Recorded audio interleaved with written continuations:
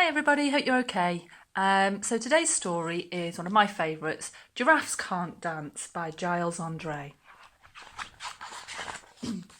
Giraffes can't dance. Gerald was a tall giraffe whose neck was long and slim, but his knees were awfully bandy and his legs were rather thin.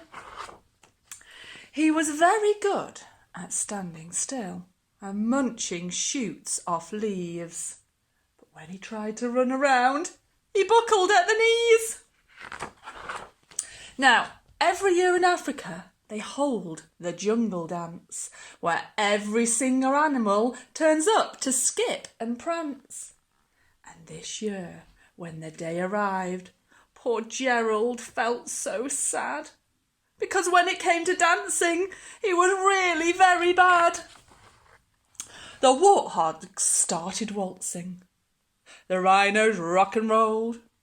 The lions danced a tango, which was elegant and bold. The chimps all did a cha-cha-cha with a very Latin feel, and 8 baboons then teamed up for a splendid Scottish reel. Gerald swallowed bravely, and he walked towards the floor. But the lions saw him coming, and they soon began to roar. Hey, look at clumsy Gerald. The animals all laughed. Giraffes can't dance, you silly fool. Oh, Gerald, don't be daft. Gerald simply froze up. He was rooted to the spot. Oh, the right, he thought. I'm useless. Oh, I feel like such a clot.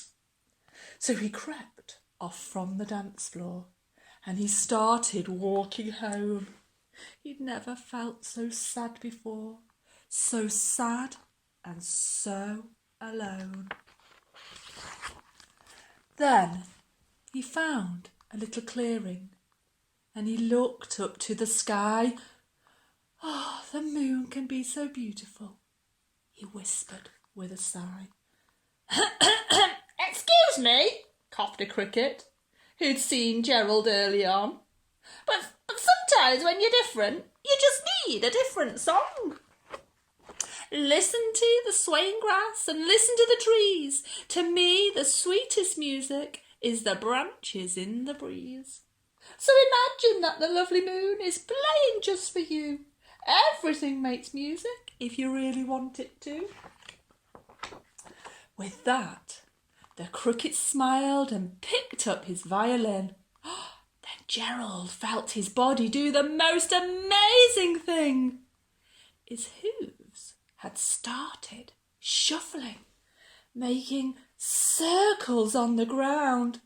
His neck was gently swaying and his tail was swishing around. He threw his arms out sideways and he swung them everywhere, and he did a backward somersault and leapt up in the air. Gerald felt so wonderful. His mouth was open wide. I'm dancing! Yes, I'm dancing, Gerald cried.